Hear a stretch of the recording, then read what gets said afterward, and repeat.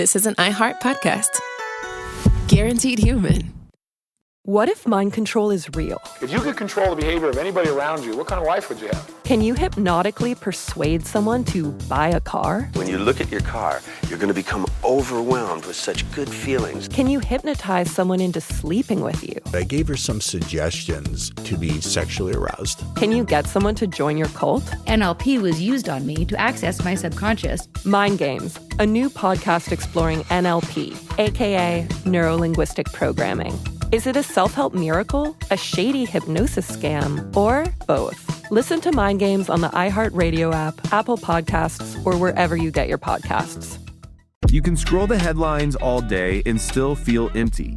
I'm Ben Higgins, and If You Can Hear Me is where culture meets the soul. Honest conversations about identity, loss, purpose, peace, faith, and everything in between. Celebrities, thinkers, everyday people, some have answers, most are still figuring it out. And if you've ever felt like there has to be more to the story, this show is for you. Listen to If You Can Hear Me on the iHeartRadio app, Apple Podcasts, or wherever you get your podcasts. This is Special Agent Regal, Special Agent Bradley Hall. In 2018, the FBI took down a ring of spies working for China's Ministry of State Security, one of the most mysterious intelligence agencies in the world. The Sixth Bureau podcast is a story of the inner workings of the MSS and how one man's ambition and mistakes opened its vault of secrets. Listen to The Sixth Bureau on the iHeartRadio app, Apple Podcasts, or wherever you get your podcasts. Hi, it's Jill Winterstein, host of the Spirit Daughter podcast, where we talk about astrology, natal charts, and how to step into your most vibrant life. And today I'm talking with my dear friend, Krista Williams. It can change you in the best way possible. Dance with the change, dance with the breakdowns. The embodiment of Pisces intuition with Capricorn power moves. So I'm like delusionally proud of my chart. Listen to the Spirit Daughter podcast starting on February 24th on the iHeartRadio app, Apple Podcasts, or wherever you listen to your podcasts.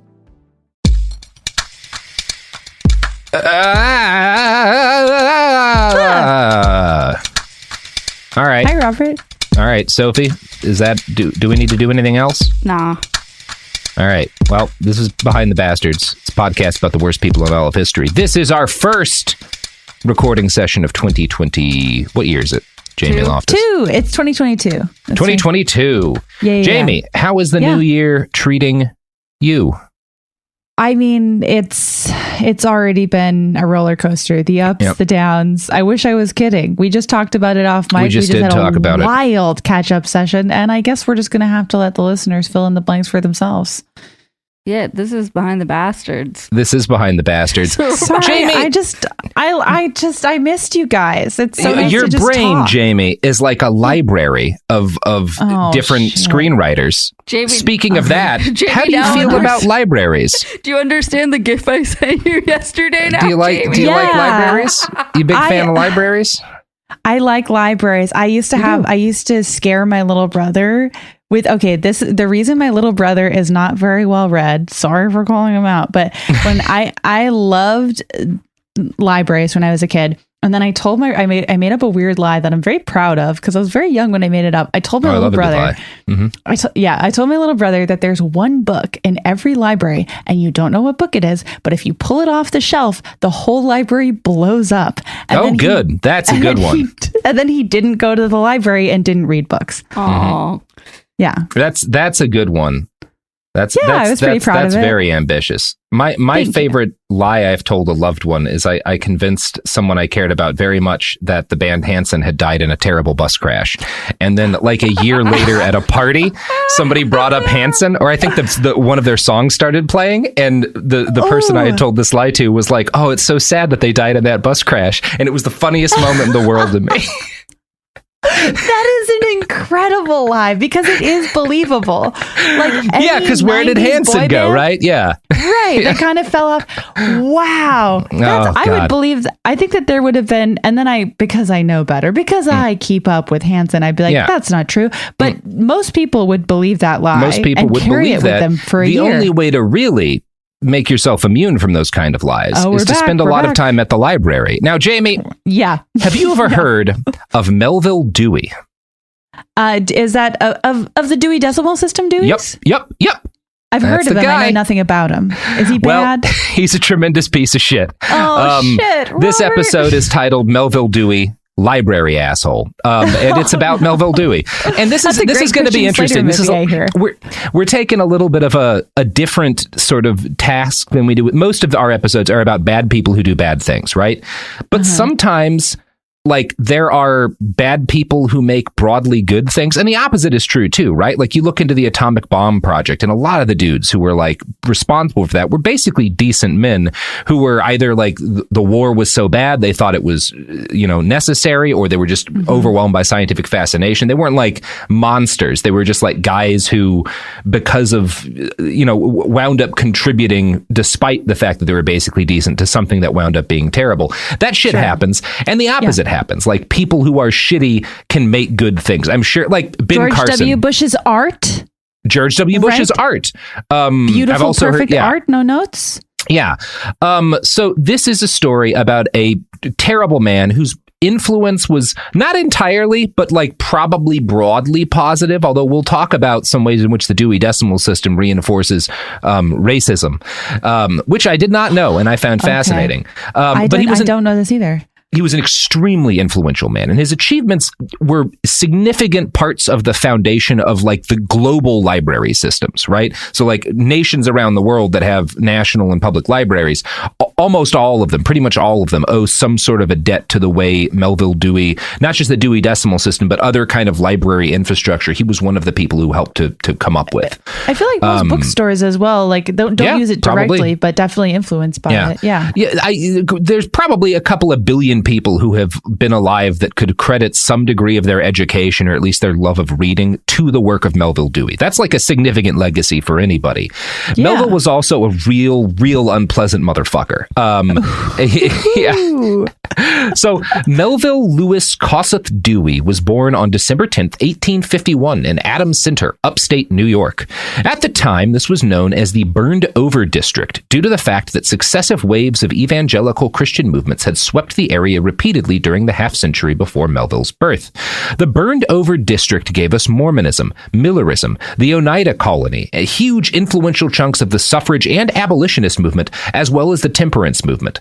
So it was like, this is a place where a lot of these like major social movements in the U.S. kind of repeatedly, if it's not the only place where they start, it's one of the places where they really get their start. Okay. It was also not an easy place to live. This is not like comfortable country. It's a hard, like, if you think about like upstate New York and like what the weather is like there and how difficult it can be to subsist in like the winter there with modern technology, it's like a rough motherfucking place to be a human being. Even with modern technology, it fucking sucks. Yeah. There's difficulties. Yeah. One Wilson Library Bulletin write-up that I found refers to it as hard-bitten country, quote, where survival was the goal and adherence to the basic codes of industry, frugality, and self-reliance were the guideposts. In other words, Melville was born into a part of the world where influential people regularly set out to fundamentally change major aspects of the world around them.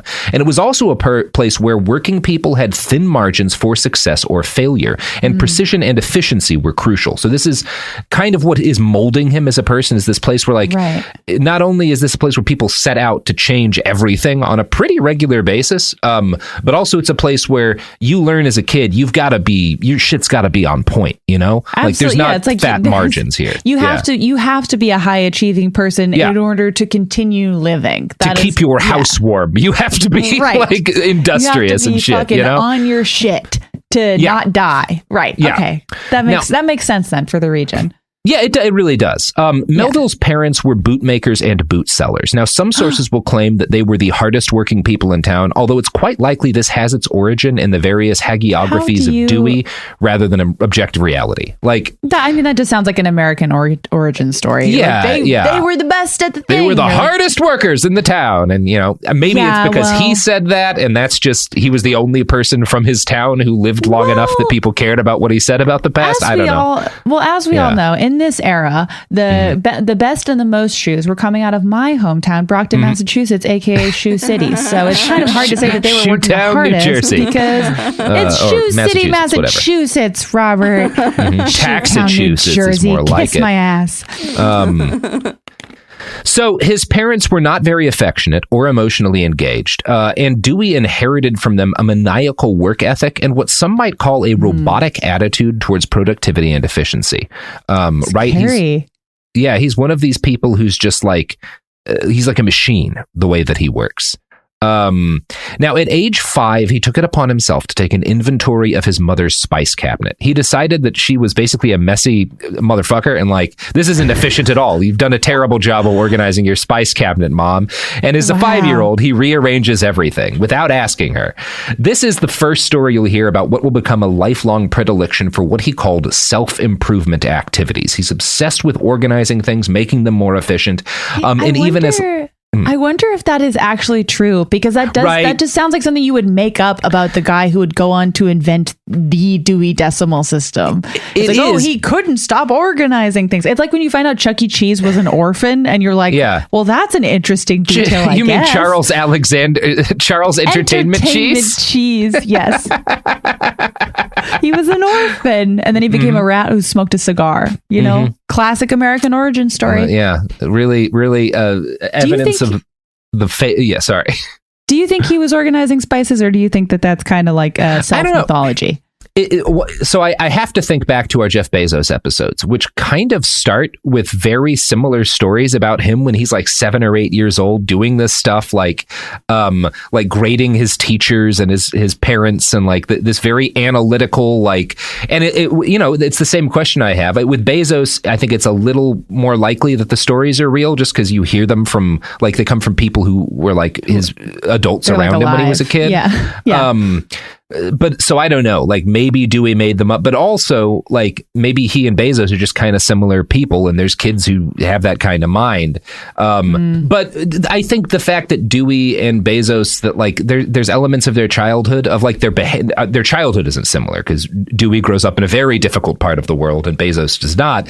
But they both kind of have this organization brain where they're kind of obsessed with efficiency. That does sound kind of similar to me, and I kind of am inclined to think that there might be some truth to the spice cabinet story, just because there's people like that, maybe. Now, his parents were successful enough that they could afford to pay him for doing his chores. The first product he remembered saving up to buy with his money was an unabridged dictionary, which he had to walk 10 miles in order to purchase. Now, weird kid. That part of the story may be apocryphal, the 10 miles part, because Dewey was obsessed with the number 10, and he may have retroactively inserted it into his past and later recollections, because he was just absolutely obsessed with the number 10. And with decimals, with base 10, all this kind of stuff. He fucking loves 10. Big, huge 10 nerd. As a teenager, Melville extended his organizational mind to the family business. From a 1981 write-up in the Wilson Library Bulletin, quote, he made a thorough analysis of his father's store, proved its business inefficiencies, and made arrangements for the transfer of its inventory to its competitor down the street. Apparently, Joel Dewey accepted his son's criticism. He closed the store. So his dad both made shoes and stole them, and Dewey's like, this isn't efficient. You should just be making shoes. You're not good at selling them. Let's have a competitor down the street sell the shoes and focus entirely on manufacturing. And for whatever else is going on, his dad is like, yeah, I guess that makes sense. For some reason, I do believe that over the spice story, because I feel like there are some parents that, I don't know, my parents were asking me for marriage advice way too young. And they were just like, how do you feel about how this is? And I'm like, well, I'm 6 and I'm not having a good time, Mm-hmm. Yeah. I mean, my parents asked me if they should cash their 401ks out to buy Beanie Babies, and I said, absolutely. You say, yes, this bubble is never going to burst, baby. And that's why you're the world's most famous economist. That's why I got them putting all their money into NFTs now, Stop it. So high school is when Dewey first grew obsessed with the number 10. And it was as he learned about, so he's in high school and he learns about the metric system. And he's just like, oh, this is so much better than the way that we count things in America. I fucking love the metric system. The thing that was particularly striking to him was that his birthday was December 10th, 1851, which was exactly 52 years after the French Assembly adopted the meter bar as a standard unit of measurement. I don't know why he found that meaningful, but he found that intensely meaningful.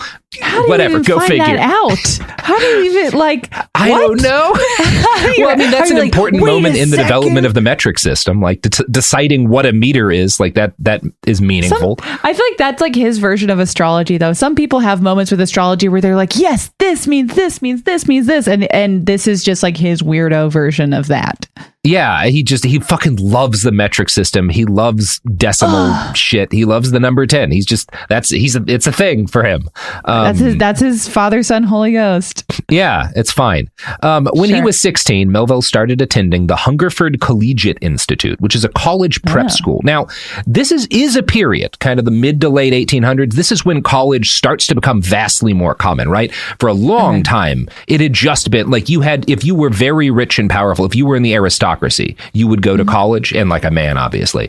The 1800s is when that starts to change, and college becomes something that like the middle class and like people who are rich but not of the aristocracy can reasonably expect to experience. The number of colleges. Like, wait a second. What if we extorted every class for this semi-useful thing? I don't know if they're even extorting it, because like it is, I think, more reasonably. I don't know how it is at this point. I know when my parents went to college, it was the kind of thing you could accidentally pay for if you had a decent job bartending. Yeah, that is how my parents went to school. Yeah, the number of college. I'm just bitter. Yeah. I think it is. I don't think it's quite. I think it is still pretty expensive at that point. Obviously, there's not as many colleges. The number of colleges actually doubles in the first half of the 1800s. And so by the time Melville starts prep school, it's become much more common to go to college, but it was still not the norm for teen boys to prepare for higher learning. In fact, the fact that he goes to high school means that he's gotten more education than most kids probably could expect to get in the United States. My fucking grandfather never made it past the 4th grade because the Great Depression happened, right? Like that wasn't abnormal in that period. Sure. So the fact that he makes it to this is both a mark of the fact that his family has some money. They're certainly not rich, but like they're comfortable enough that they can afford the sacrifice. And also, he's obviously brilliant. You do not, in this period of time, just for bragging rights, put your kid in this kind of program. You do it if they're like, well, this kid has a mind that everyone around us has noted, and we have to get him into a college. This kid's doing shit with spices since he was in kindergarten. Kid's organizing spices. Get him in a college program. Yeah. So during his first year of prep school, there's a terrible fire in the building, and Dewey risks his life to rescue not other classmates, but as many armloads of books as he could manage. And he almost dies doing this. Like that's how dedicated this kid is to books, which I do find admirable, honestly. I would rescue people first, but I don't know that there were people I was going to say, I mean, there is an asterisk, but at its core, they may have all gotten out. I didn't hear that anyone died in the fire. I don't know. That would be funny if he was running past people who were burning alive, like kicking people to get books out. No, we got to get these R.L. Steins out of here. He was an author in the 1800s, right? Yeah, absolutely. Yeah. But yeah, he inhales enough smoke, saving as much of the library as he could, that he gets bedridden for like 6 months. And his doctor actually warns his parents that he's probably going to die. Obviously, he does not. Are you really going to be like a great person one day, quote unquote, if you don't have a long childhood illness? That is such a common thing. You're just going to like lay in bed and be like, wow, life really is fragile, isn't it? And then you go on to do the most horrific shit you can think of. Yeah, I think I think it's worth noting that like I think probably most kids have a near-death experience in the mid 1800s, right? You know, I would have such a failure complex if I had a long childhood illness and then went on to be a regular person, because it just seems like you have to be like Proust after that. I don't know. Yeah, that's the only way. That's why we have so many Prousts.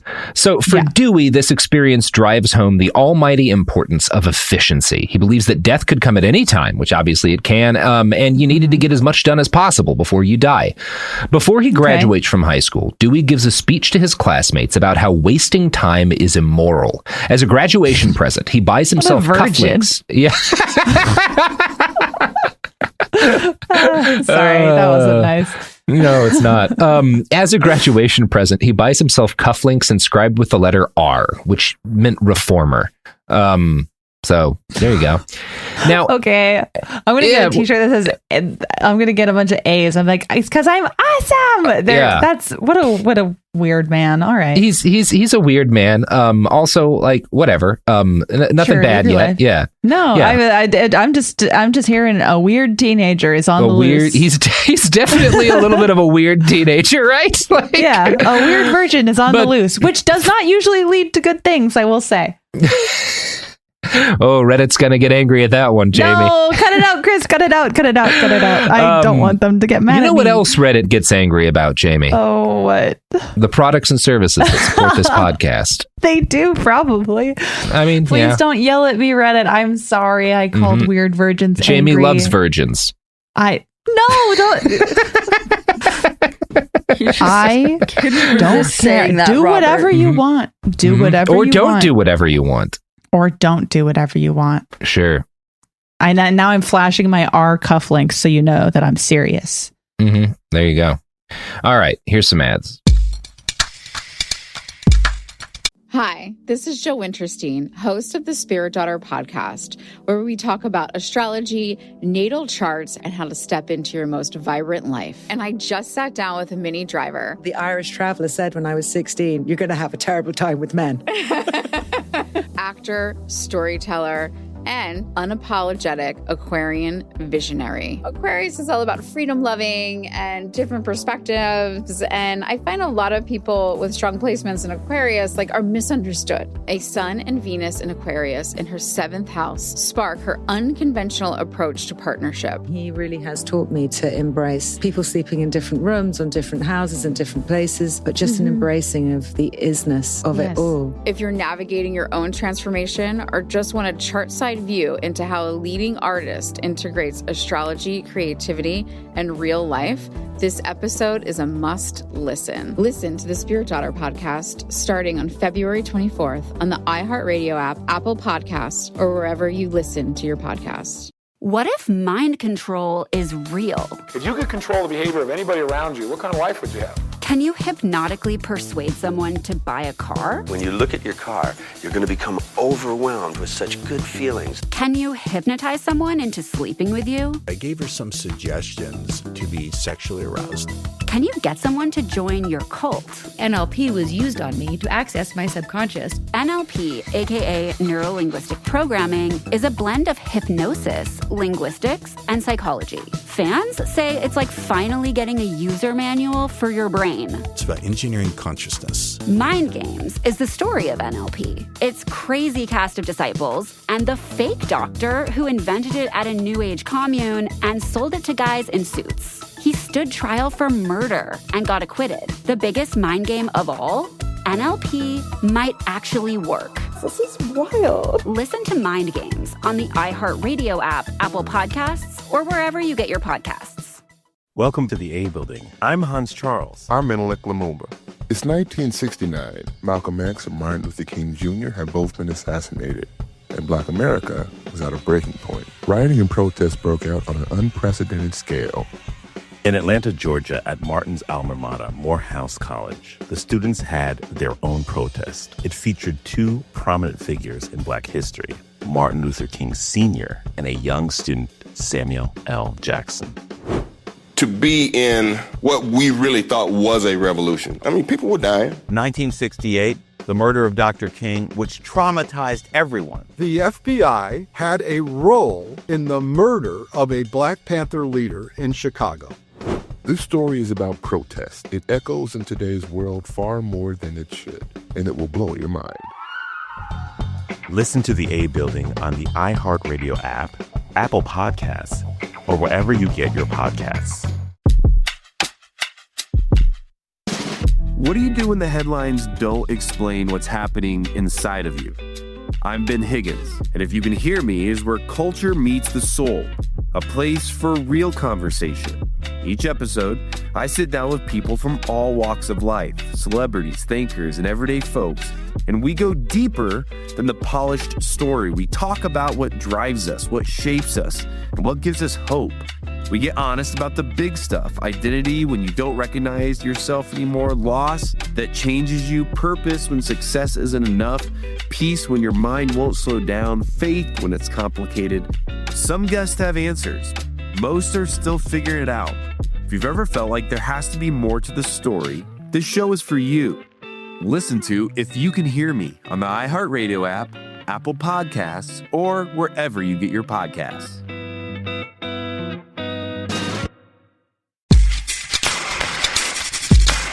Oh, man. We are back. Those were some products. Those were some products, and might have been a service or two, to be honest. A service or two, yeah. Can't say it. It's certain. I can't say it wasn't a service or two. You know that I certainly wouldn't argue.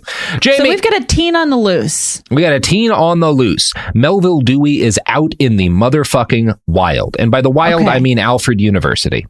That's where he gets accepted after high school.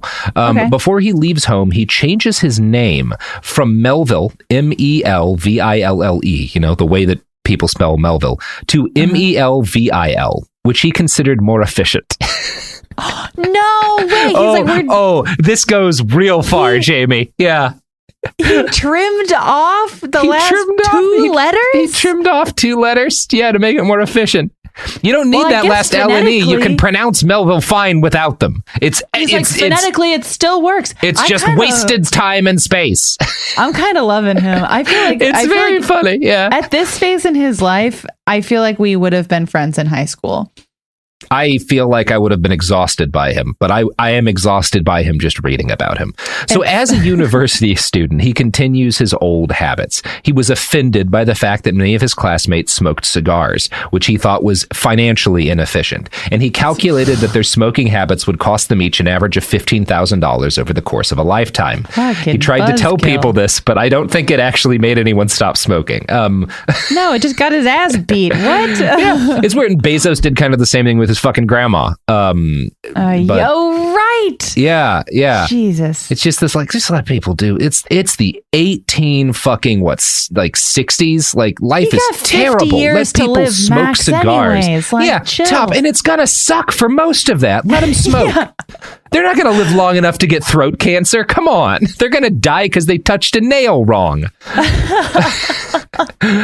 So at any rate, Dewey quickly transferred to Amherst College. He was inspired by their physical education program, which was one of the best in the world. But once he gets there, he doesn't actually enroll in any sports classes. The only athletic course he took was horseback riding because it was more efficient, because it would get him to class faster. Oh my God. Which is like a weird series of decisions to make.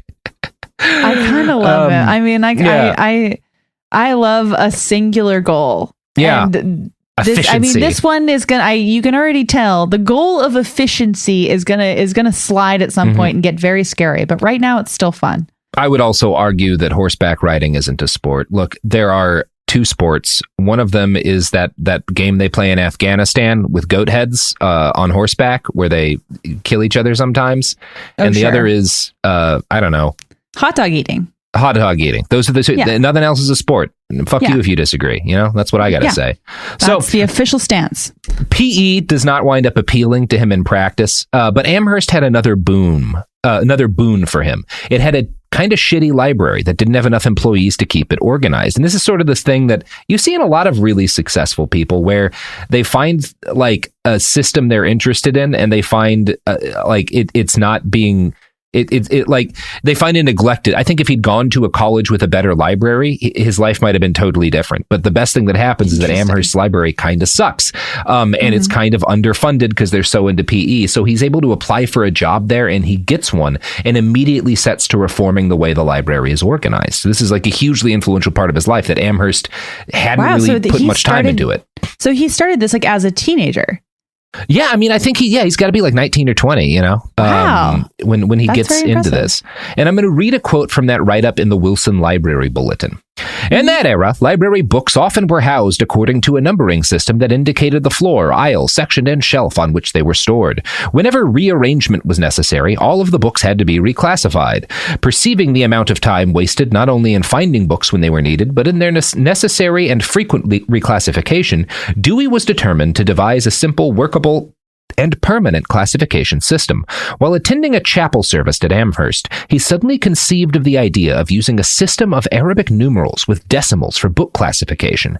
The scope of the plan put all printed human knowledge into the 10 classifications of a numerical system ranging from 000 to 900 and made use of as many decimals within each group as were needed to define adequately the content of the book being classified. I'm guessing it has something to do with the way like Bible verses are numbered that started this. Like that would be my guess as to why it happens in a chapel. But this is like, it makes sense. You know, he's the guy. It makes sense based on what we know of his childhood that like this is the thing he decides to do. It literally sounds like the culmination of everything he's given a shit about his entire life. Yeah. Now, Dewey was 21 years old when he invented the Dewey Decimal System. He was people very immediately recognized, this is a way better way to have a library be organized. And he's given a job. Do we know how it was organized before? I just said that. Like they kind of had like the previous way. Okay. Yeah, the previous way was like books had a numbering system that like told you where in the library, in that specific library they were stored. Right. Which meant that like when you have to reclassify everything regularly when you change the library, or like if you get a bunch of new stuff, and like every library has a different system, so you never know where to find things. If you go from one library to the other, it's a totally different system. Right. Okay. So this just like standardized it, and anyone could use it. It standardizes it. It makes it much simpler and easier for anyone to find books. If you don't have to know the library. If you know the system, you can find the books, right? And people at Amherst like are immediately like, oh, this is a fucking great idea. So he's given a job. He's like promoted and is now like helping to run the entire library. And he spends the next couple of years refining his idea until he was ready to patent it in 1876. Dewey's innovation was immediately appreciated, and his 40-page manifesto spread rapidly among institutes of higher learning, who adopted it one by one. So far, so good, right? Like he comes up with a better way to make libraries be organized. Everybody is pretty much instantly like, well, this is great. And they do it. I mean, it's we still have, efficiency manifesto there, but yes. Yeah. I'm not saying he would have been a fun dude at a party, but like so far, pretty reasonable guy. In terms of the work, it seems like he's doing good stuff. Nobody has any qualms with Dewey at this point. Here's the problem, though. Okay. And this is a problem with the system he devises. I don't know how much you want to categorize it as a moral problem, because a lot of this is the result of where the culture he's raised in. Where do moral problems go in the Dewey Decimal System? Well, is there not a section? We're about to talk about that a lot. So, oh no! Dewey didn't just see himself as creating a way to organize knowledge. The system he devised was deeply tied in with his beliefs about hierarchy. And I'm going to quote from the website Book Riot here.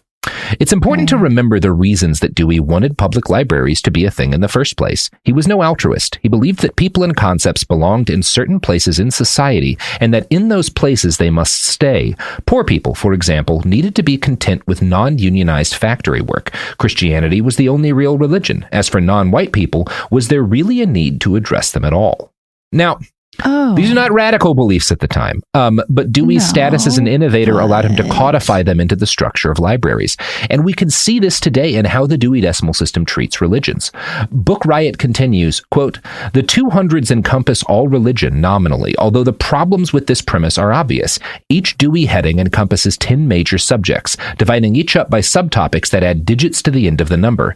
6 of the 10 subjects in the 200s are explicitly for Christianity-related subjects. 3 of those remaining are either explicitly or implicitly Judeo-Christian. Finally, at the bottom of the heap, the 290s cover other religions. Islam, Baha'i, and Babism all get to share 297. Germanic religions get 293. All religions of Indic origins, in other words, Hinduism, Jainism, and Buddhism, get to share 294. Hinduism gets all of 294.5 to itself. How generous.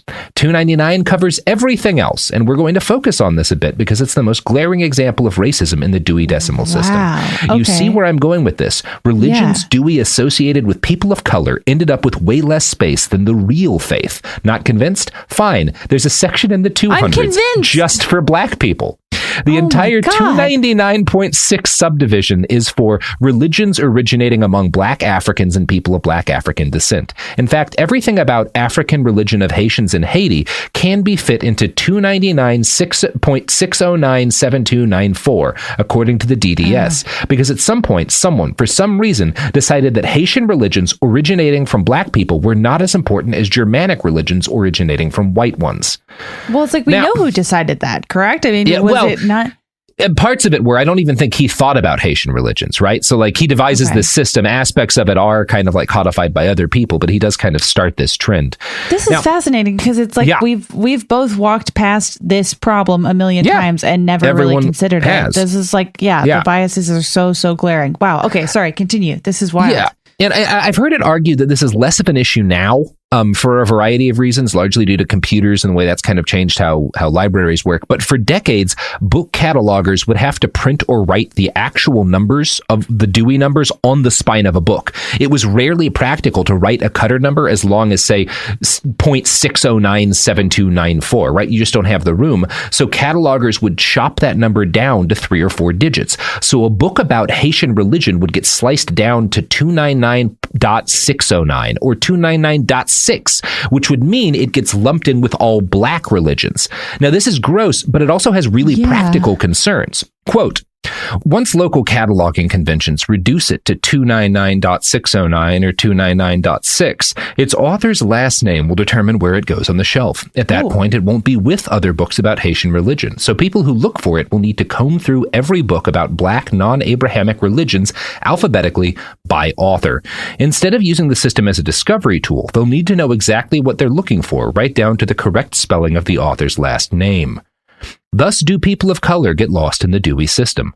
The problem with the 200s occurs again in the 300s, where almost everything about people of color can be classified under 305.8, ethnic and national groups. Within this subheading, Germanic peoples again get a relatively clean cutter, 305.82 to be exact. Meanwhile, 305.895 covers all East and South Asian peoples. You can probably extrapolate the problems with stuffing close to 2 billion people.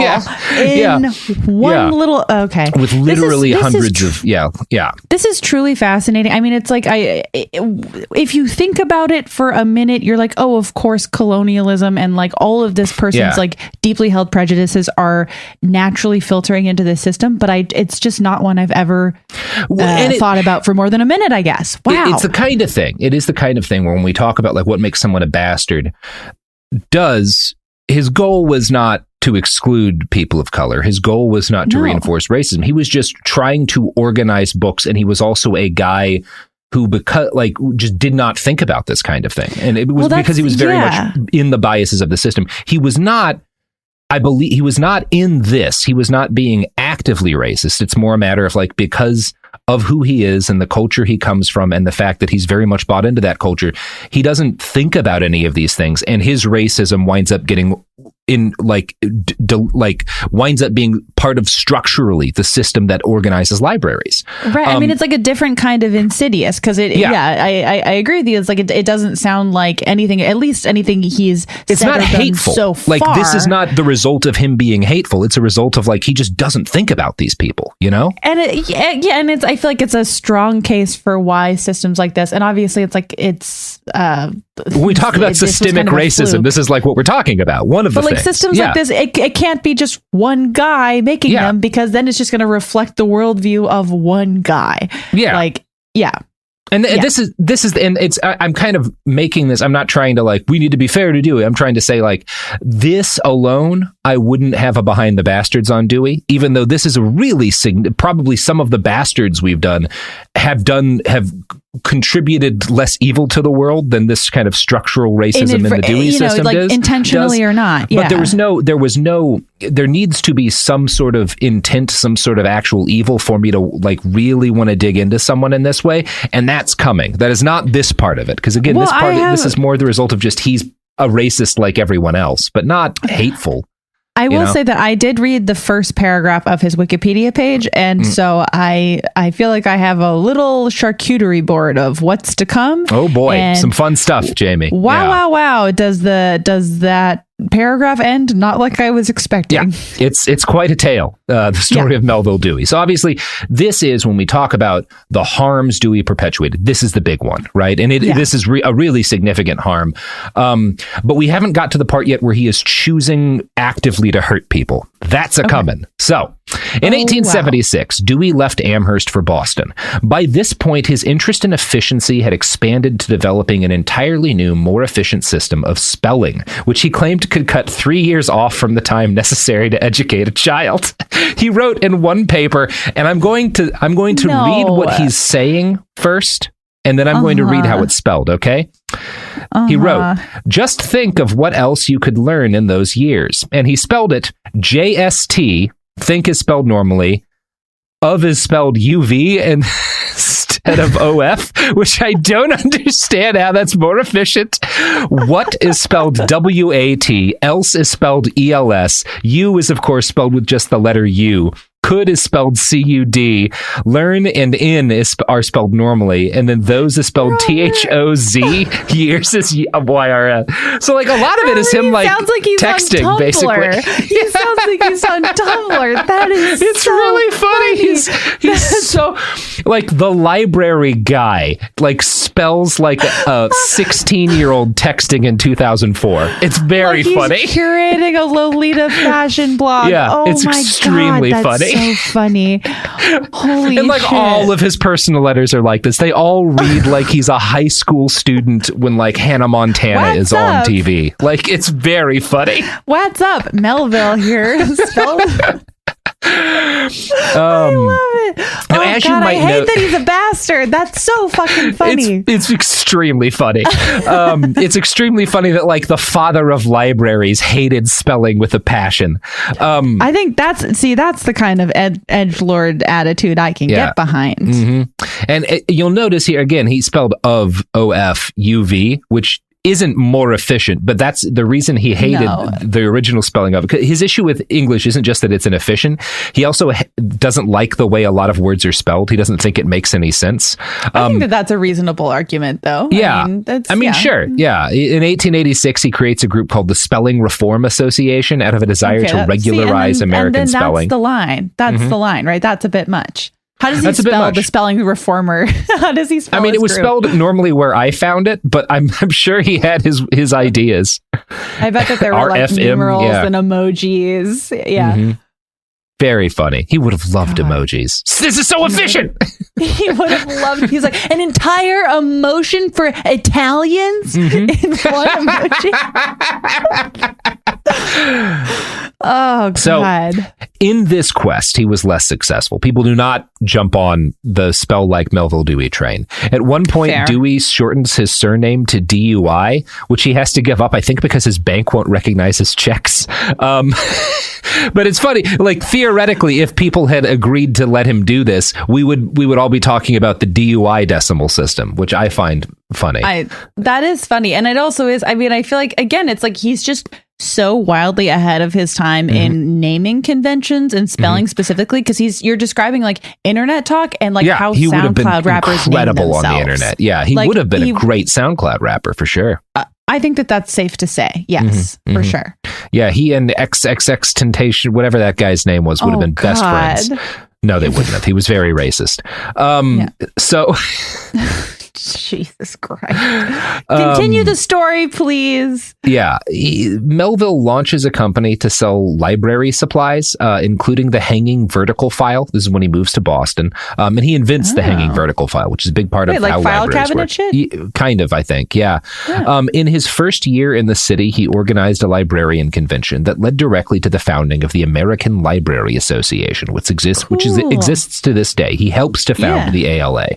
The convention is where he meets his wife, Annie Godfrey, who is a librarian from Wellesley University.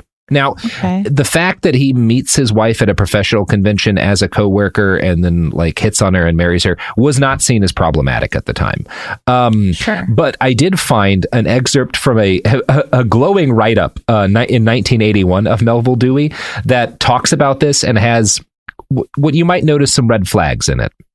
Okay. Dewey attended the event, as did Annie Godfrey, the librarian at Wellesley College. The single-purposed, businesslike Mr. Dewey did not surprise those of his acquaintance who recognized him as a ladies' man when he later married this young woman.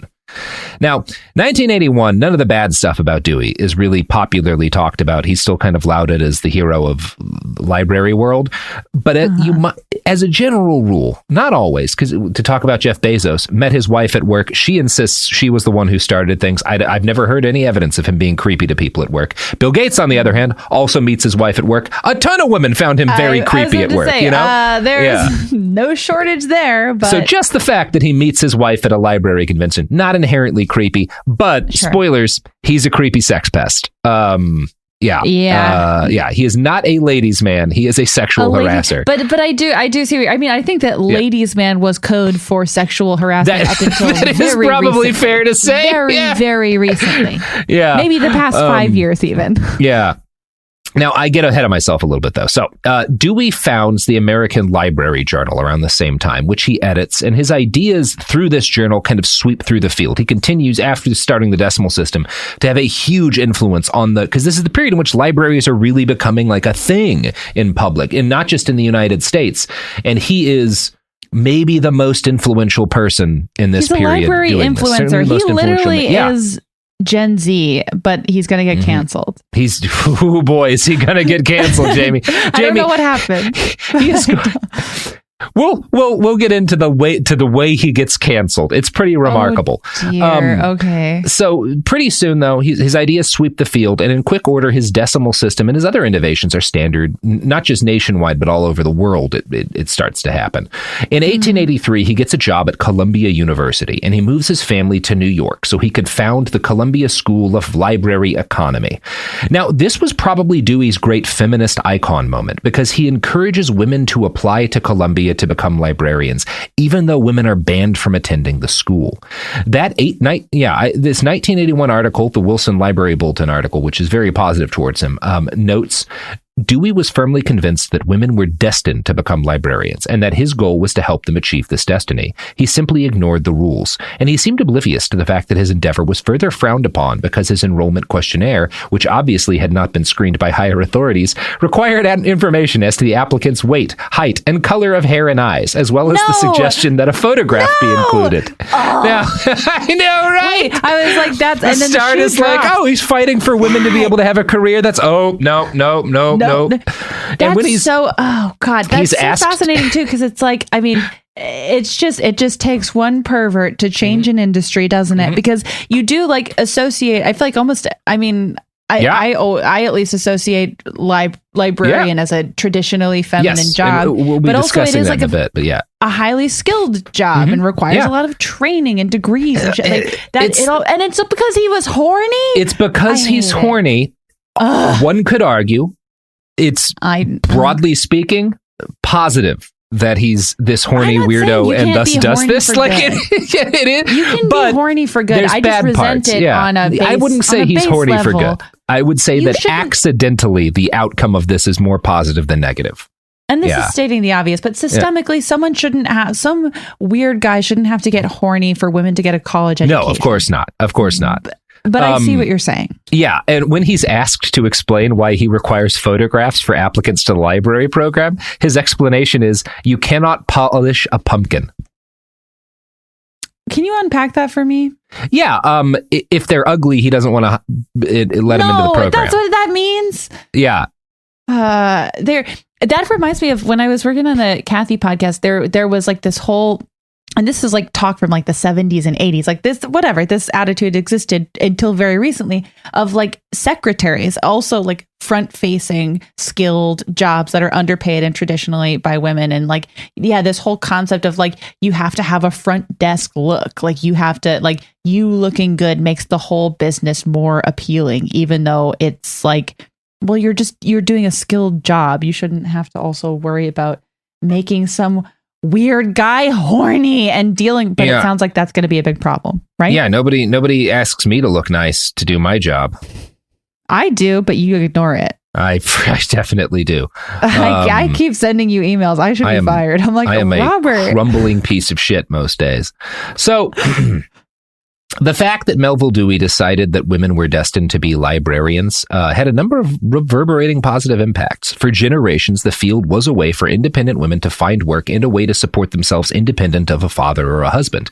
The career field provided opportunities for single women and mothers. Like I think a lot of women who are not straight are able to find ways to be more independent because this is a career path that are open to them. And to this day, about 79% of librarians are women. It's very positive that there is a professional, reasonably well-paid job that is seen as like a job a woman can get that's good in this time. It gives you access to higher education. Yeah, right. Absolutely. This time, that's positive. Not nothing. Yeah. And he does get fired from Columbia for accepting women because that's not their policy. So he was so horny he got fired. He was so horny he got fired for equality. And he's also a suffrage advocate later in life. That's not. He's not. I know. He's not all horny. He's not all horny, but he's largely horny. And he was definitely not a believer in basic mental equality between men and women. In an 1886 speech titled "Librarianship as a Profession for College-Bred Women," and we'll talk about that term in a second, Dewey noted that while women who had been bred well enough to get a college education were intelligent and could be librarians, they were not reliable employees. He warned that they were likelier to get sick or to quit the job to pursue a home life. This wasn't a reason not to hire them, he argued, but it was a reason to pay them less than men for the same work. He added that men deserved more money because they were better able to, quote, lift a heavy case or climb a ladder. There were many uses for which a stout corduroy is really worth more than the finest silk. Oh, okay. And also it always says his bigoted statement in the creepiest way possible. Stout corduroy and the finest silk. Corduroy and the finest silk. I'm like, oh God. I mean, I'm going to stop calling him a virgin, but he's married. That's gross. That's gross. Yeah. It is definitely a way to describe your sexism that seems unique to me. I'm sure other dudes in the time were doing it. It's fascinating. I mean, speaking of Reddit, men on Reddit are describing genders like that as we speak. They're slapping their hands across. My God. Oh, he would have killed it. This guy would have killed it on the internet in all the worst ways. Yeah. My question is, how did that pay breakdown work? Do you have any information on that? How much less were I don't have specific breakdowns on this, and I don't think he was advocating in numbers. He was just saying, of course you're not going to pay women as much to do. Oh, he was like, well, librarians. Obviously women shouldn't be paid equal for equal work. Yeah, but that he doesn't believe it's equal work because they can't lift. Sheesh. Now, starting in the 1880s and continuing for nearly half a century, Dewey also engaged in a pattern of behavior against his female colleagues that his biographer, Wayne Wygand, described as, quote, unwelcome hugging, unwelcome touching, and certainly unwelcome kissing.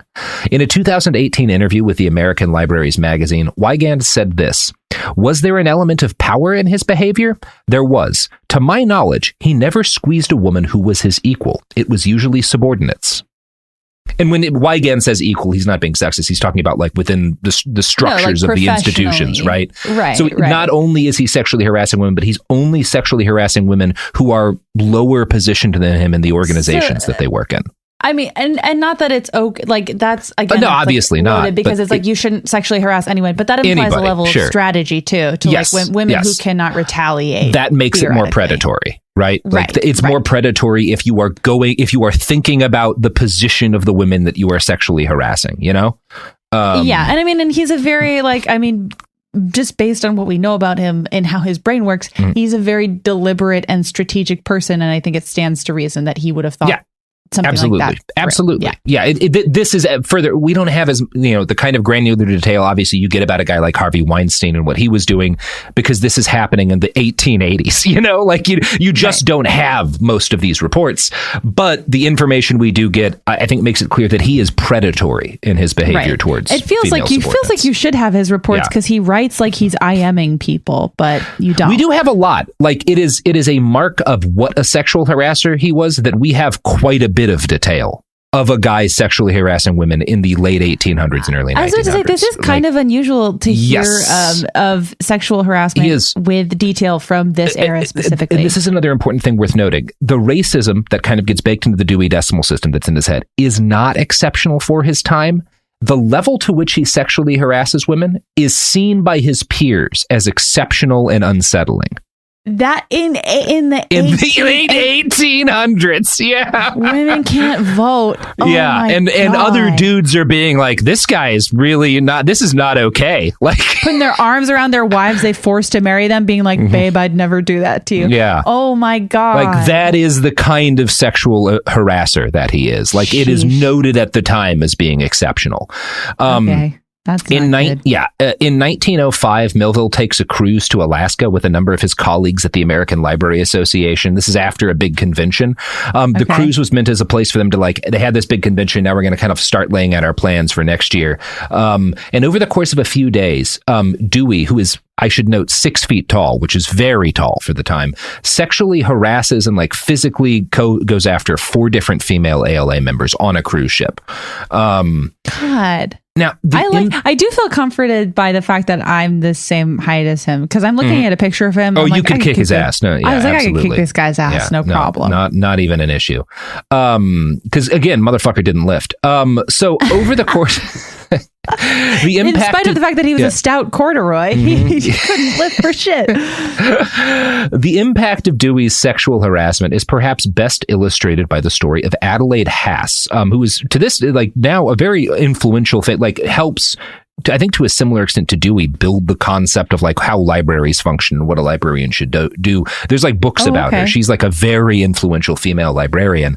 I've never heard of her. Yeah, I mean, librarians, right? How much do you hear about influential librarians as a rule? But yeah, I guess that's true. But I think people might want to look into Adelaide Haas if you're interested in this history. And she, when early on in her career, she crosses paths with Melville, also in 1905. And I'm going to read a quote from History.com about what happens next.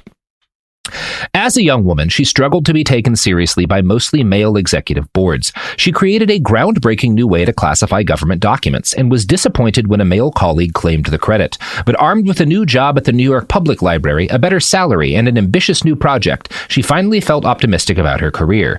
To pull off her newest plan, she'd need support, so she approached the leading voice in the field, Melville Dewey, a man whose innovations made him a household name. He suggested they meet privately about her new project. Encouraged, she made her way to Albany, New York, only to find that he had arranged what amounted to a weekend-long date.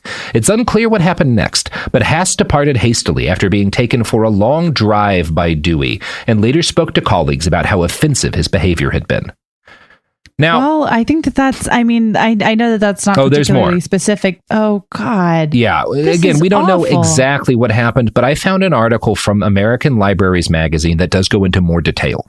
It cites from a letter Dewey wrote to Haas later, in which he complained that she had ran away so suddenly, but also stated, "I am very glad that I know you better. Sometimes I think of you as Shakespeare's Cordelia, for your voice is hers. Sometimes as Brunhilde, fair, blue-eyed Saxon."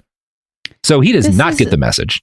No, this is, oh God, this is I mean, it's bad. It's chilling and bad. And also I'm I am stuck on, I am shocked that records from this era exist of this kind of behavior. And it does so closely mirror stories from. It's exactly the same shit. It's exactly the same shit. That is this is Harvey Weinstein shit. What Haas went through. This is exactly the same shit. Yeah. It's just creepy misspelled letters instead of emails. That's just, I mean, and it's this is all, but this is a kind of an interesting example of and we have every receipt for some reason. Yeah, on this particular person. Obviously not all of them. I'm sure there are probably dozens to hundreds of women who we don't have the stories of that Dewey in some way mistreated.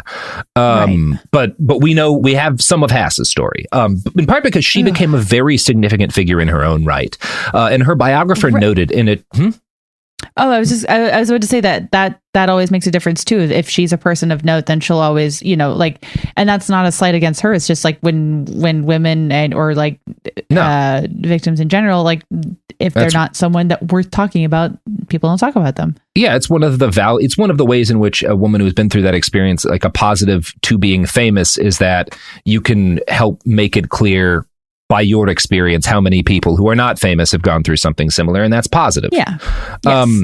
Her biographer noted in 2018 that the way Dewey referred to her there, with the lurid romantic mythical descriptions, was not at all the normal style for co-ed communication between librarians. He's like, this is not, even men who are probably guilty of a lot of gross behavior themselves, they don't write to their female colleagues this way. Like, this is weird. This stands out within, I'm a biographer who reads a lot of letters from librarians to librarians. I ain't seen anything else like this.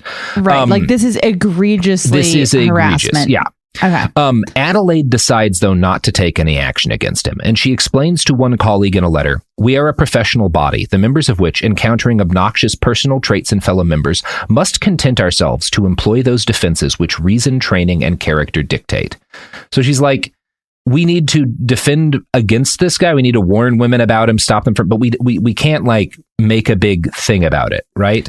That's like a classic whisper network. It's the same. Like, it's the same today. It's like you can't. It's the system in which it's like, well, we don't have any faith that anyone in an authoritative position is going to advocate for us, so we have to protect ourselves and just and it's like, that's especially in this era, that's a reasonable concern for her of like, if I speak up, I'm going to lose my job. And like, that's a reasonable concern in 2022. Now. Like, this is 1905, you know? Yeah. Like that makes total sense. And it's also still so depressing. God. Well, it's about to get a little less depressing briefly, because it would be wrong to say that knowledge of Dewey's improprieties was an open secret, because that would imply it was secretive in any kind of way.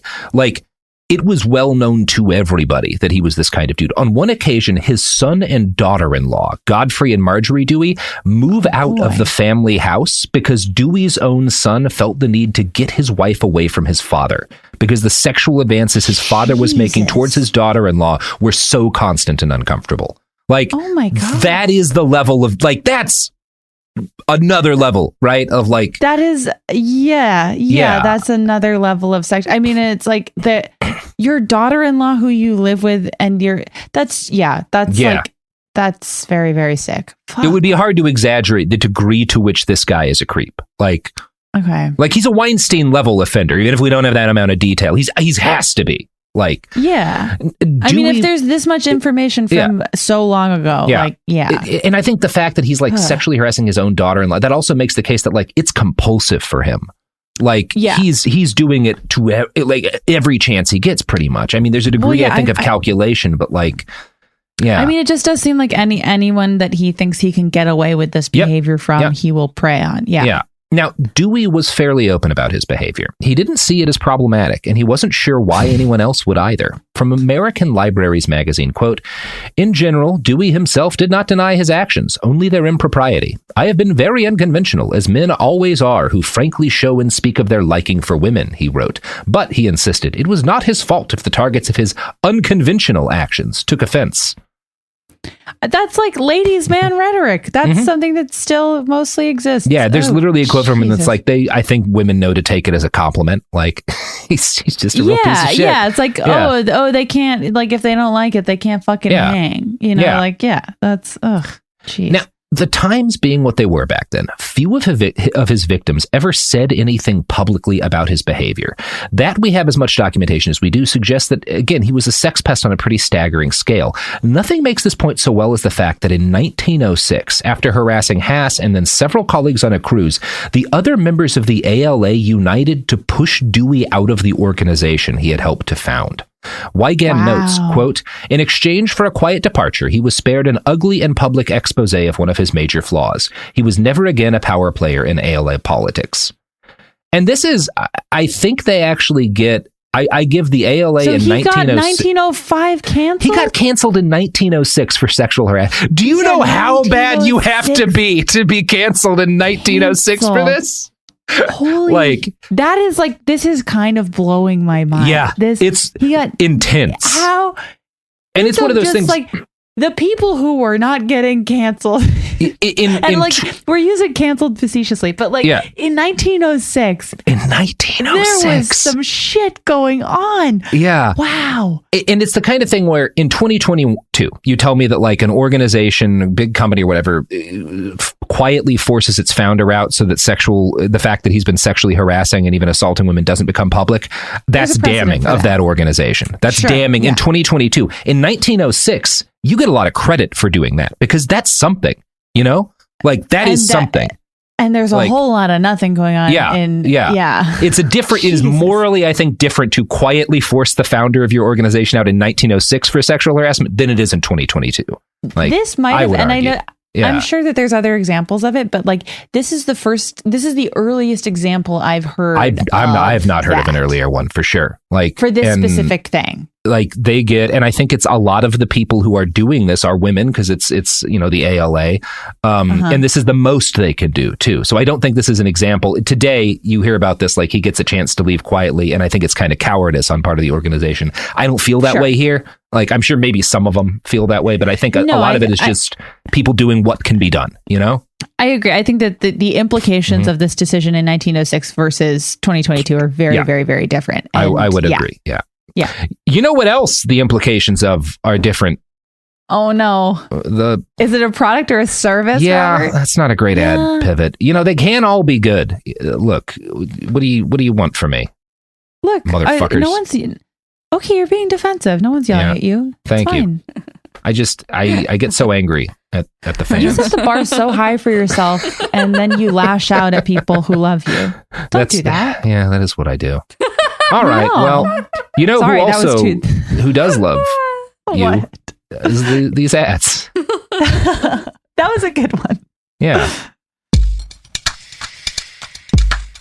Hi, this is Jo Winterstein, host of the Spirit Daughter podcast, where we talk about astrology, natal charts, and how to step into your most vibrant life. And I just sat down with a Minnie Driver. The Irish traveler said when I was 16, you're going to have a terrible time with men.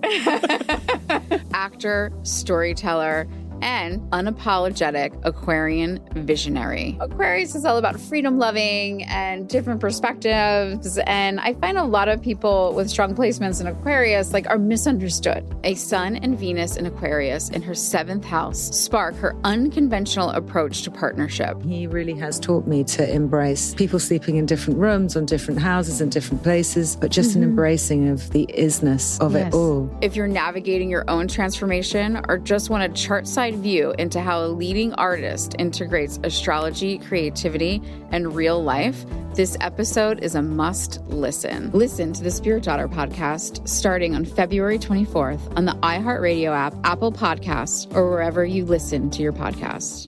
What if mind control is real? If you could control the behavior of anybody around you, what kind of life would you have? Can you hypnotically persuade someone to buy a car? When you look at your car, you're going to become overwhelmed with such good feelings. Can you hypnotize someone into sleeping with you? I gave her some suggestions to be sexually aroused.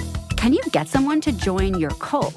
NLP was used on me to access my subconscious. NLP, aka Neuro-Linguistic Programming, is a blend of hypnosis, linguistics, and psychology. Fans say it's like finally getting a user manual for your brain. It's about engineering consciousness. Mind Games is the story of NLP. Its crazy cast of disciples and the fake doctor who invented it at a New Age commune and sold it to guys in suits. He stood trial for murder and got acquitted. The biggest mind game of all? NLP might actually work. This is wild. Listen to Mind Games on the iHeartRadio app, Apple Podcasts, or wherever you get your podcasts. Welcome to the A Building. I'm Hans Charles. I'm Menelik Lumumba. It's 1969. Malcolm X and Martin Luther King Jr. had both been assassinated, and Black America was at a breaking point. Rioting and protests broke out on an unprecedented scale.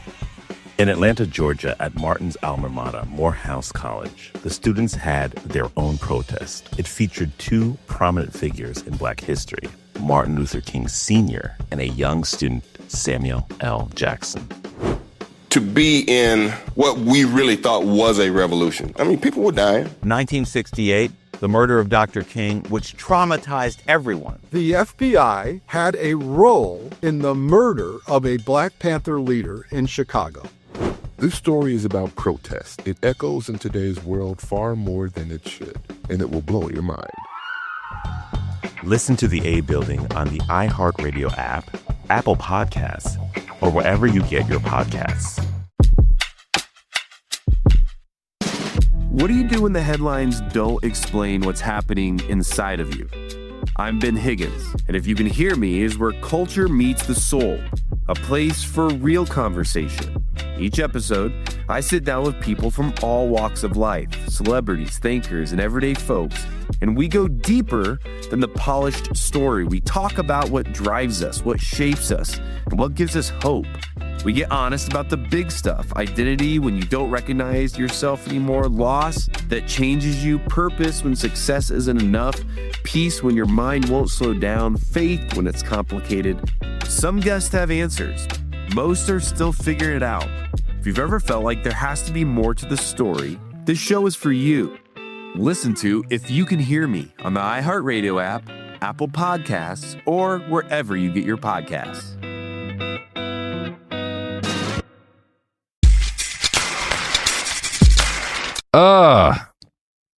We're back. We sure are. My are. goodness. You know, oh my God. Well, Jamie, that was a brutal segment. That was rough, right? That's a rough one. I'm sure it's not going to get worse. Yeah. Now, of course, the quiet nature of his resignation after decades of lauded work for the ALA meant that for a very long time, there was almost no discussion of his improprieties.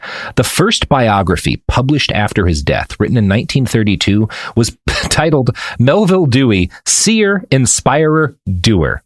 And it leaves out all of the references to his behavior except for one sentence. So this is the one, his 1932 I'm surprised biography. there's one sentence. Okay. This is the one reference made in the 30s.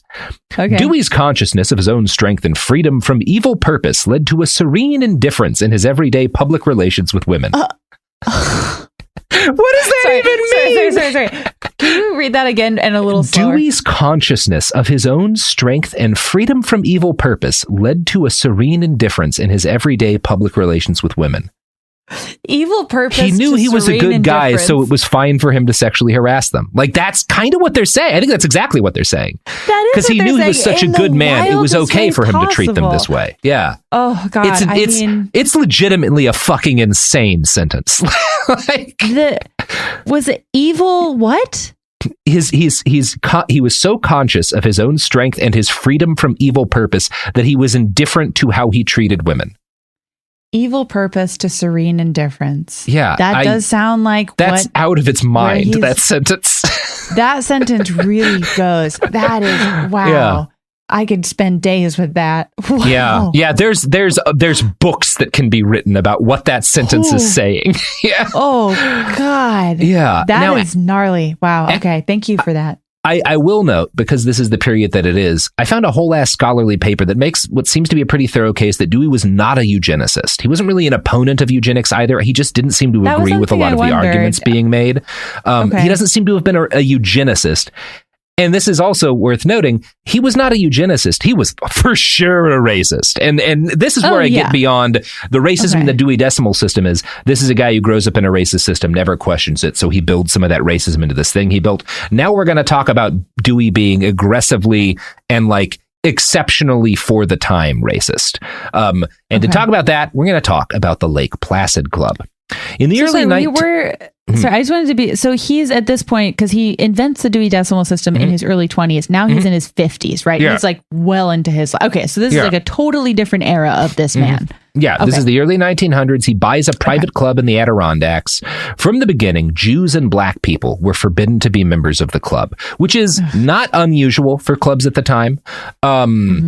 The club rules noted, no one shall be received as a member or guest against whom there is physical, moral, social, or race objection. It is found impracticable to make exceptions to Jews or others excluded, even when of unusual personal qualifications. Now, again, this is not uncommon with fancy clubs at the time, but they usually don't write it down. That's what makes it weird, is that they just won't let Jews in. Very mask off. Yeah. Yeah. Races, and Dewey knew that these rules were offensive enough that, so obviously when he's still with the ALA, and when he's with there's a New York Library Association that he's a member of for a later period, when they have, he'll do gatherings for these organizations that he'll host at the club that he owns, and he'll hide the rule book because he'll let, like, there's Jews that he lets in for these library events, so he wants to hide, so he knows that what he's doing is fucked up, right? Like, he hides it. So insidious. Yeah. Now, this came to an end in a rather spectacular fashion in 1903, and I want to quote now from a write-up by Book Riot. This swanky party happened every year at the Lake Placid Club. However, 1903 was special. That year, Dewey hadn't hidden the club's rulebook. This being a librarian shindig, someone found the thing on a side table and decided to read it. That person turned out to be a friend of Henry Leipziger, a Jewish member of the NYLA, the New York Library Association Circulation Committee. Together, they read the pamphlet and discovered the language forbidding racial and ethnic minorities, but especially and specifically Jews. Coincidentally, Leipziger had been trying to become a member of the Lake Placid Club for years. Now he knew why his application was on permanent hold. That's right, Dewey hadn't even told him about the no Jews rule. Jesus Christ. Leipziger did the opposite of shutting up about Dewey's racist social club. Dewey was then the state librarian of New York, a publicly funded position. New York City was a major center of Jewish culture, and Leipziger felt that Jewish tax dollars were going to waste on an unapologetic anti-Semite. He hired lawyer Lewis Marshall, who lodged a petition with the Board of Regents to get Dewey fired in 1905. Hoo boy. Look, this is why we don't record on Friday night. Yeah. Wow. Dewey was forced to quit his state library position, even though he mounted a spirited defense by saying he had Jewish friends. And again, to talk about how racist and he gets canceled for sexual harassment and racism in 1906. Like, this story took place last spring, as far as I'm concerned. It's amazing. This is absurd. Wow. Yeah. And again, you'll also note that this Jewish guy who gets offended at the Lake Placid Club, I don't think is arguing on behalf of black people. I don't think he's offended that black people aren't. So, like, what, it's 1906, right? Like, everything's terrible. Or 1905. But, yeah, so Dewey quits his state library position. This is, I think, a little after he got kicked out of the ALA. And right around the time that this controversy breaks out, part of why he has to quit is it comes out that not only was he not allowing Jewish people to enter his club, he had bought a bunch of the land around the Lake Placid Club so that Jews couldn't buy it. So that there wouldn't even be Jews who could look at his club. Like that's, again, he keeps going the extra mile on this shit, This is it's... Oh my God, that's so much anti-Semitism. And then he's just like going into regular spaces like, and again, this is not a thing that he's spending a lot of time and money to do. This is, And again, the thing worth noting is that he is not getting canceled for his racism against black people, which is not at all exceptional for the time. And it kind of gets lost in sort of the, everyone's that racist. He's not getting canceled because he's racist towards Southeast Asians. He's really specifically racist towards Jewish people. And in New York, probably wouldn't have happened if he'd lived somewhere else, but in New York, he gets canceled as a result of that, That was, I mean, it's worth being specific about the racism that is considered a problem in this period, Sheesh. Okay. Yeah. Yeah. So, his history of sexual harassment and racism had cratered his public career by 1906, but Dewey continued to run the Lake Placid Club, which among other things was a place where he could indulge in his language revision fantasies without pushback. One 1927 menu listed haddock, Hadok, potted beef, Poted, with noodles, Noodls, parsley, Parsli, or mashed, Masht, potato, butter, Butr, steamed rice, Steamdrys, lettuce, Letis, and Weiss cream. I don't know what YS cream is supposed to be. Is that how he thinks you should say ice cream? Is that maybe ice cream? I think that might be ice cream. YS to be ice cream? Weiss cream? I think the fuck, Dewey? This is a good yardstick for like how I feel about him, because it was hilarious the first time, and when he's doing it in the 1920s, I'm not laughing. There's nothing funny. No, it's not funny anymore. Now you're just a sad, weird man in Lake Placid making typos on purpose. In 1927, Dewey hired a stenographer who he described in his unique spelling way as a dainty little LITL flapper and better looking than I expected, BETR. After he hugged and kissed her in public, she threatened to file charges and ended up settling with Dewey for $2,147.66. And again, like, not nothing then. That's not nothing then. And also, like, Again, this is egregious enough that he doesn't think he can win in court despite being a rich dude against this woman.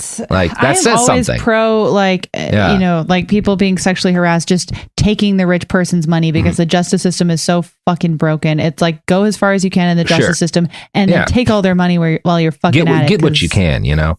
Yeah. Yeah, according to Wayne Wygand, author of Irrepressible Reformer, a biography of Melville Dewey, Dewey was upset with the settlement not because he had been reprimanded for anything improper, but because he worried the stenographer might spread rumors that she got $2,000 for no work. Similarly, unrepentant after he... Yeah, I know, right? I'm like, what the fuck? Still efficiency-minded, even when he is in court for being a sex pest. Similarly unrepentant after he was censured by the ALA, Dewey insisted he hadn't done anything wrong. Pure women would understand my ways, he said. I have no comment. He's a real piece of shit. He's just like... Sucks pretty bad. there's just like this impulse in people that I don't understand to double down on the worst parts of themselves to the point where like anything remotely useful that they had done in their entire lives are rendered upsetting to even think about. Like, what is that element of human nature? It is so ugly and dark, and I'm upset, Robert.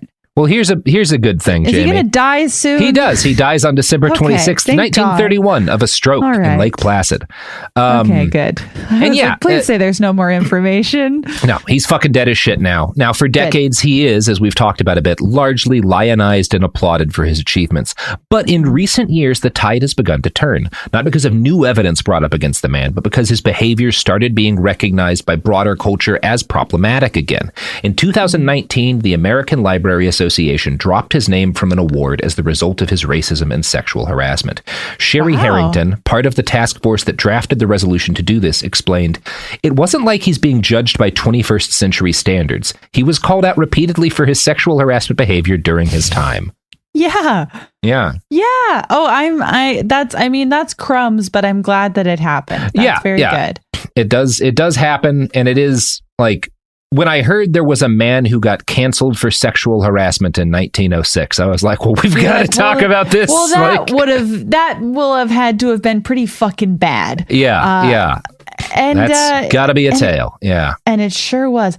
Wow, Robert, I simply didn't know. Was this all information that you learned about relatively recently?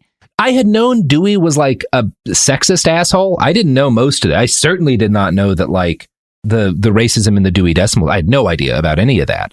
Which is probably thesis paper right there. Like, I'm sure there's a lot that has. I mean, I know there's a lot that has. I'm sure there's more to be written about the impact that has had, which is certainly like the most toxic thing he did in terms of its impact on society. Right. Yeah, it's pretty bad. Pretty shitty dude, Melville Dewey. Wow. Not a fan. Fuck that guy. I'm sorry. Takeaways. I'm going to go burn down a library? Like, go burn down a library. Okay. You know, all librarians are your enemy now. I think that's clear. Yeah. Always has been true. Hunt them Always down in their places, wherever they hide, you know? If someone makes a Parks and Recreation joke, I will kill myself. So don't. Oh, I don't even Parks know. And Recreation are there librarians in that show? There's librarians in that show. I couldn't get into it. I mean, and that's what I love about you. No, it's fine. I do love a library. I do feel that it's still so wild to me that libraries are so underfunded and also like are the only place where so many things are able to happen in a socially acceptable, like it's the only socially acceptable place to get free Wi-Fi or go to the bathroom or read. Like the two coolest things our government does is the post office and libraries. That government in general does. Like easily. Big fan. Yes. So it sucks that there was a deeply unsettling, bigoted person who has such a large effect on libraries. But I'm glad that libraries are grappling with. Yeah, it seems like this is a thing because it is like a very like the library biz. Like the people who are in libraries tend to be well-educated and pretty progressive. I think the ALA is a master's, baby. Somewhat progressive as an organization. I'm sure librarians, progressive librarians might disagree with aspects of that, but I think broadly speaking, it seems like there are ongoing attempts to address the impact of these problems. Can I plug a quick library related thing? For sure. Okay, if you're currently, and if it's one of the products and services in the episode, I'm sorry, but if you're currently an Audible subscriber, stop giving your money to Jeff Bezos. And I get all of my audiobooks from the library on an app. Absolutely. And so if you're not tapped into your local library's like audiobook system or ebook system, stop giving money to billionaires and start giving money to nobody. It's your right. It's your right. Listen to Sharon Stone's biography. Speaking as a guy who's written multiple books that are in libraries, every now and then you get some fucking shithead writer on Twitter who is like, well, you're taking money from me by like getting my books from a library. If you find a writer who has that attitude, stop reading their books and start hitting them with a brick. Fuck yourself. Hit them with a brick. Give them a brickin', That's a brickin'. Free books are dope. Free books are amazing, and make sure that you're using your library for all it's worth, because that's why it's there. Mm-hmm. Yeah, good times. And all right, fuck Dewey. Jamie, you got any other pluggables you want to drop in the P zone? In the Pizzone? In the Pizzone. Do you guys remember when Pizzones were a thing? Of course I remember when Pizzones were a thing. Yeah, that was like Pizza Hut, right? That did the Pizzone? Joey Chestnut competed in Pizzone competitions. Jamie, back in the who day. the fuck is Joey Chestnut? You talk about Joey Chestnut all the time, and I have no idea who you're talking about. We don't have time Is that for that this, sounds like a Robert. fake guy?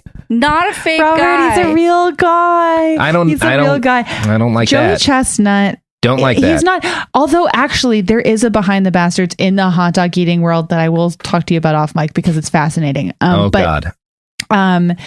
I'll lead the episode for Christ's sake. I just wrote 12,000 words about it because my absolutely, head hurts. Jamie, greenlit.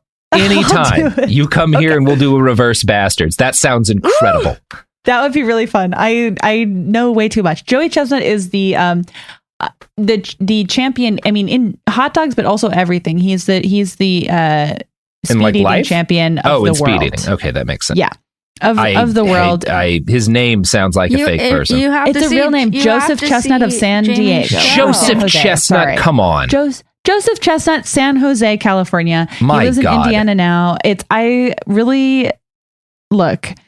He's won Pizzone contests. There's a whole, the other thing I'll plug besides library cards is the 30 for 30 episode about Takeru Kobayashi and Joey Chestnut. It is one of the most fascinating stories ever told. Or don't watch it and I will recap it for you on a future episode of Behind the Bastards because it is just wild. Well, I think I'm about to learn a lot about the competitive eating industry, which I have devoted about a third of a second thinking to in my life up to this point. I would say 99% of my knowledge of competitive eating comes from that one King of the Hill episode. That's pretty good. And that is a pretty well informed episode. I'll plug two things. I have solo podcasts that have come out in the last year. ACCast, which is about the Kathy podcast, or the Kathy comic, not podcast. And Lolita podcast, which is about Lolita and its cultural impact. And I'll also plug a TV show I wrote on last year that just got released on HBO Max called Teenage Euthanasia. It's a very fun show about a Teenage Euthanasia. Okay. Yeah.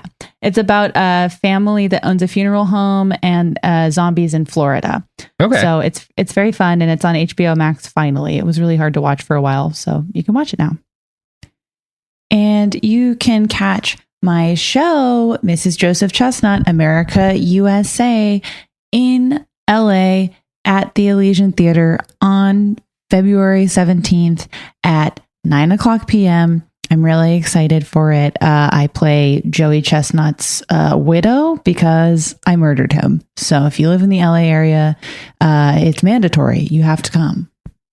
Watch Jamie's sweet ass show. And that's it. Go, Fight a librarian. Just challenge a librarian to a duel. They have to accept. That's one of the rules about being a librarian. If you challenge them to a formal duel, they can't say no. They cannot turn you down. And if not, you can report them.